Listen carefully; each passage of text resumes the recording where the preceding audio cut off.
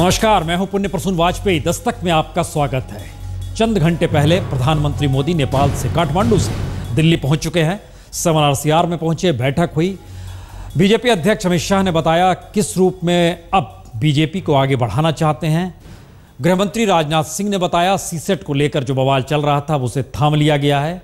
लेकिन इन सब के बीच कई सवाल ऐसे थे जिसको लग रहा था कि दरअसल अब प्रधानमंत्री मोदी यहां पहुंचे हैं तो उस पर नए तरीके से मंथन जरूर होगा। क्या होगा, कैसे होगा, बात की जाएगी।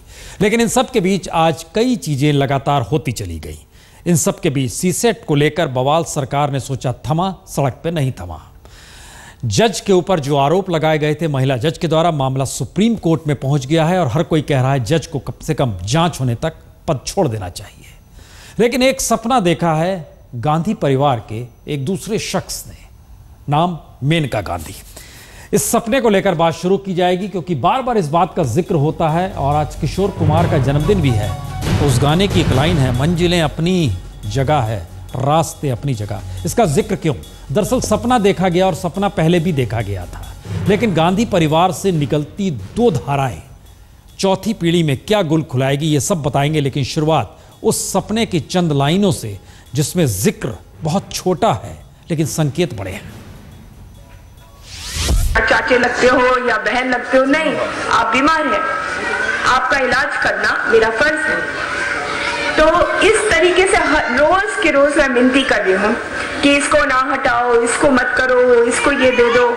अगर हमारी सरकार होती तो हक के माध्यम से हम लोग करते हैं और भी मजा आता। अगर वरुण उस सरकार को चलाते तो फिर तो पीलीभीत में तो चांद ही चांदी। सियासत बेटे को सीएम देखकर मजा चाहती है। प्रधानमंत्री भी बेटे को ही बनाने की सपने पाले गए थे और उस समय भी शायद मजा ही चाहा जा रहा था। इस देश की ये फितरत कहिए या त्रासदी कहिए, रिपोर्ट का सिलसिला दिखलाते हैं क्योंकि मसला गांधी परिवार से जुड़ा हुआ है, माने या ना माने।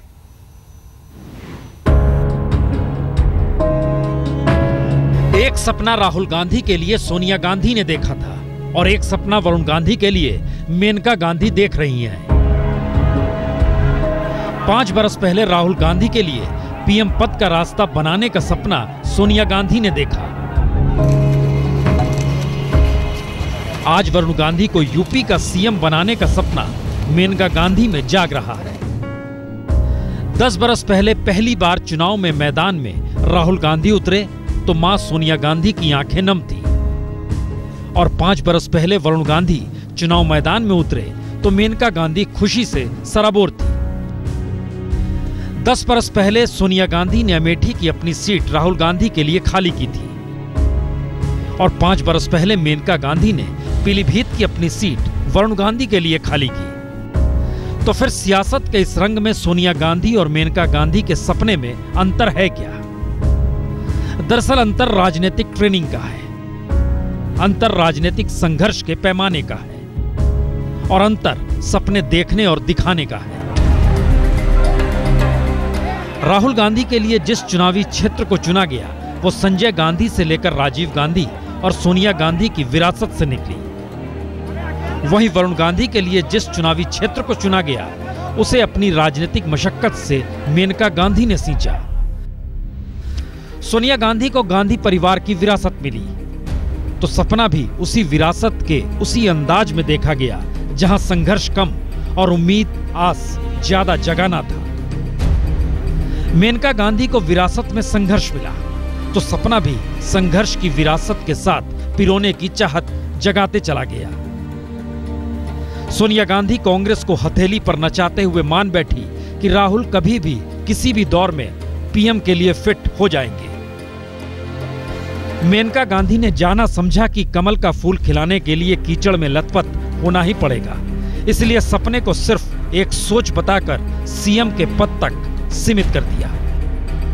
राजीव गांधी की हत्या के बाद 7 बरस तक खामोश रहकर सोनिया गांधी 1998 में राजनीति के मैदान में कूदी। वहीं संजय गांधी की मौत से महज 2 बरस बाद ही संजय विचार मंच बनाकर मेनका ने राजनीतिक तेवर दिखा दिए। हालात यही नहीं टिकते हैं, बल्कि सोनिया ने राहुल गांधी को राजनीति के मैदान में जिस तरह लाने की मशक्कत की और मेनका गांधी ने वरुण गांधी को जिस तरह राजनीतिक जमीन पर खड़ा किया उसमें भी अंतर है।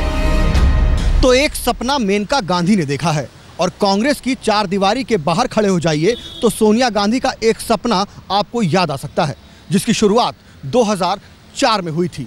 रास्ता पीएम की दिशा में जाना था, लेकिन वो सपना कुछ यूं टूटा कि राहुल गांधी तो दूर, कांग्रेस भी चकनाचूर हो गए।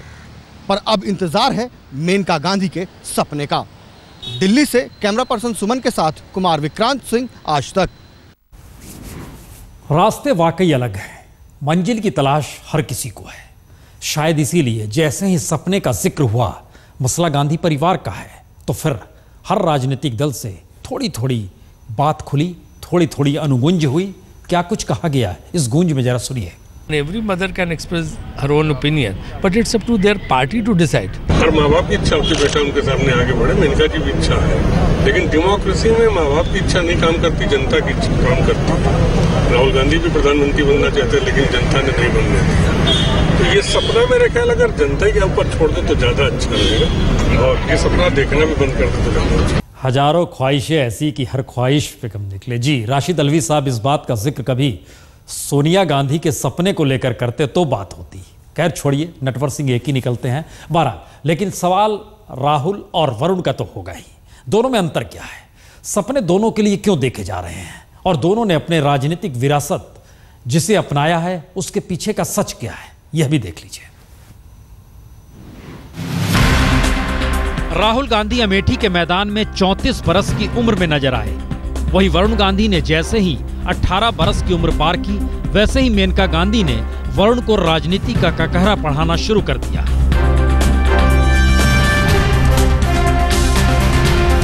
राहुल गांधी ने 2004 से पहले कोई राजनीतिक मशक्कत की नहीं थी, लेकिन वरुण गांधी को महज 19 बरस में मेनका ने अपने लोकसभा क्षेत्र में वोटरों के सामने रख दिया।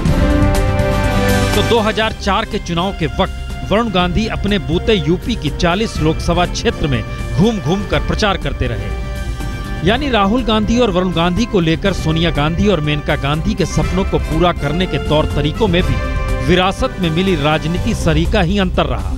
ये अंतर बतौर सांसद भी दोनों भाइयों में झलका।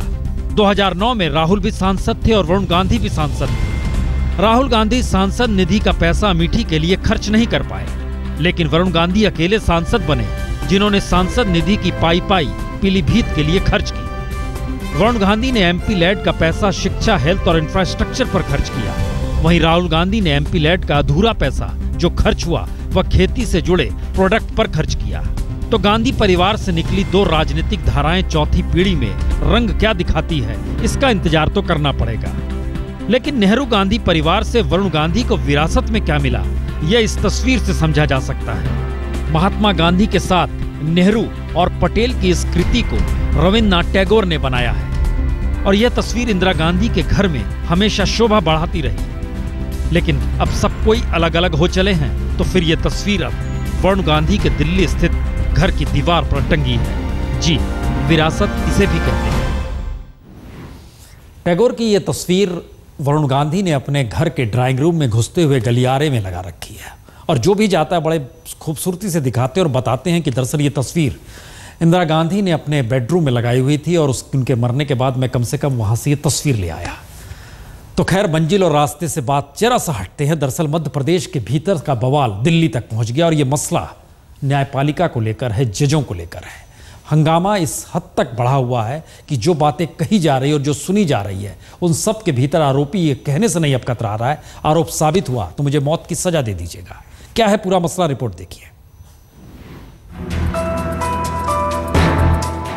मध्य प्रदेश हाईकोर्ट के जज पर ग्वालियर खंडपीठ की एक महिला जज ने आरोप लगाया है कि उन्होंने आइटम डांस करने को कहा, और अब हाईकोर्ट के जज का कहना है कि अगर शिकायत सही पाई गई तो उन्हें मौत की सजा मिलनी चाहिए। जी, इस पूरे मामले से हड़कंप है, भोपाल से लेकर दिल्ली तक। हालांकि ये पूरा मामला अब सुप्रीम कोर्ट में आ चुका है, लेकिन जिस तरीके से ये मामला सामने आया है उसने न्यायिक व्यवस्था को ही उलट-पुलट कर रख दिया है, क्योंकि ये शिकायत उस पद की तरफ से दर्ज कराई गई है जिसके पास खुद दूसरों को इंसाफ देने की जिम्मेदारी है। यानी ग्वालियर संभाग में किसी महिला के साथ किसी संस्थान में यौन उत्पीड़न होता है तो महिला जज उसकी अध्यक्षा के तौर पर वहां नियुक्त है, लेकिन जब उन्होंने खुद को ही उत्पीड़ित करार दिया है तो ऐसे में अब रास्ता होता क्या है? दरअसल महिला जज ने सुप्रीम कोर्ट के चीफ जस्टिस को चिट्ठी लिखी है, जिसमें कहा है कि उन्हें मध्य प्रदेश हाई कोर्ट के जज ने अपने घर में आइटम डांस करने के लिए संदेश भिजवाया था, लेकिन किसी तरह बेटी का जन्मदिन होने का बहाना बनाकर उन्होंने जज से अपना पीछा छुड़ा लिया। और महत्वपूर्ण यह है कि महिला जज अपने पद से इस्तीफा दे चुकी है, लेकिन आरोप लगाने वाली महिला जज विशाखा कमेटी की डिस्ट्रिक्ट चेयरमैन है, जिसे यौन शोषण के मामले देखने होते हैं। तो ऐसे में खुद उसके साथ अगर ऐसा मामला हुआ है तो इसे लेकर हंगामा मच गया। लेकिन वहीं दूसरी तरफ मध्य प्रदेश हाईकोर्ट के जज ने अपने ऊपर लगे तमाम आरोपों को बेबुनियाद करार दिया है। उनका कहना है, मैं सीबीआई या किसी भी जांच एजेंसी का सामना करने को तैयार हूं। अगर आरोप सही पाए गए तो मुझे मौत की सजा भी मंजूर है। उन्होंने यह भी कहा है कि मेरे पूरे कार्यकाल में किसी महिला अफसर से उन्होंने कभी कोई संपर्क नहीं साधा, लेकिन इन सब के बीच जब आरोप की वजह की बात आई है तो इस पर हाईकोर्ट के जज का कहना है कि दरअसल शिकायतकर्ता ने अपना ट्रांसफर कैंसिल करने के लिए मेरी मदद मांगी थी, जिससे उन्होंने मना कर दिया। लेकिन अब यह शिकायत सामने आई है तो न्यायपालिका से लेकर सियासत और इन सब के बीच Madhya Pradesh state bar council ने भी इस मामले पर चिंता जताई है और मांग की है कि जब तक मामले की जांच नहीं हो जाती तब तक आरोपी जज को काम से हटा देना चाहिए। प्रतिक्रियाएं बहुत आई। देश के कानून मंत्री ने भी कुछ कहा, लेकिन पल्ला झाड़ते हुए कहा, सुनिए इसे। Honorable the Chief Justice, as per the media report, has already taken cognizance. Yes. This matter is quite sensitive, but we respect the institutional mechanism of judiciary. और ये मांग है चीफ जस्टिस ऑफ इंडिया से कि तुरंत आज से कल से इस व्यक्ति को कोर्ट में बैठने ना दे। कोर्स ये बहुत गंभीर, जो कानून बनाने वाले गैर कानूनी काम करते हैं तो ये सोचते हैं कि सलाखें इनके लिए लागू नहीं होते हैं। विरोध के स्वर हर जगह है, लेकिन बहरहाल आंदोलन दिल्ली में चल रहा है सीसेट को लेकर। सीसेट है क्या, इसको लेकर एक जबरदस्त बहस है संसद के भीतर से लेकर बाहर तक। लेकिन आइए जरा पहले हम एक स्थिति आपको दिखा देते हैं। जो छात्र ग्रामीण हिस्सों से आते हैं, हिंदी भाषी होते हैं, उनकी हालत इस सीसेट की वजह से हुई क्या है। दरअसल प्रीलिम्स में सीसेट से पहले 2005 से 2010 तक के दौरान 40% लड़के जो ग्रामीण क्षेत्र से आते थे, हिंदी भाषी थे, वो क्वालिफाई कर जाते थे, यानी पास कर जाते थे। सीसेट आने के बाद 15% ही लोग पास कर पाते हैं, 15% छात्र ही। प्रीलिम्स के बाद अगला हिस्सा आता है रिटेन, जो कि उसके बाद इंटरव्यू की बात आती है, यानी इंटरव्यू तक कितने छात्र पहुंचते हैं। ये देखिए 15 से 25%, 25% 2009 में छात्र पहुंचे थे जो कि इंटरव्यू तक पहुंचे थे, जो ग्रामीण और हिंदी भाषी क्षेत्रों से आते हैं। लेकिन सीसेट आने के बाद प्रतिशत घट के 2.3 हो गया है। ऐसा हो क्यों रहा है, इसकी वजह क्या है। और सीसेट में सुधार की बात सरकार कह रही है, लेकिन छात्र कह रहे हैं इसे पूरी तरह खत्म कर दिया जाए। और सरकार ने मान लिया कि अब तो आंदोलन खत्म, लेकिन सड़क पर छात्र आंदोलन के लिए बैठे रह गए। तो फिर रास्ता है क्या। रास्ता निकालने से पहले जरा सीसेट के खेल को समझ लें।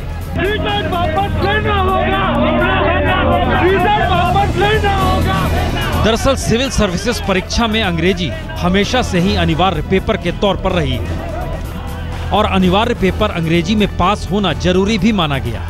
लेकिन कभी भी अंग्रेजी के खिलाफ किसी भी भाषा से इम्तिहान देने वाले छात्रों ने आवाज नहीं उठाई, कोई आंदोलन नहीं हुआ। अब सवाल है कि फिर सीसेट के पेपर को लेकर छात्रों में आक्रोश क्यों है।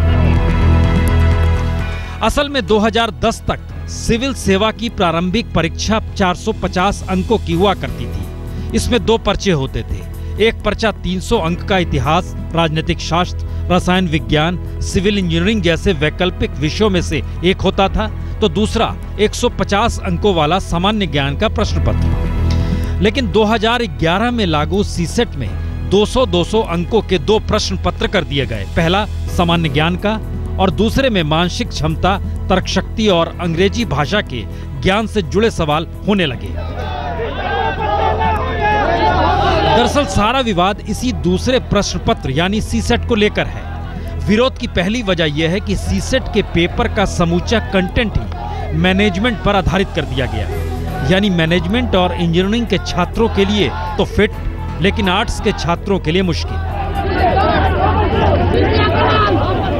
दूसरी विरोध की वजह मैनेजमेंट के कंटेंट के सवालों के हिंदी अनुवाद का है, जिसे समझना चांद पर सफर करने सरीखा है।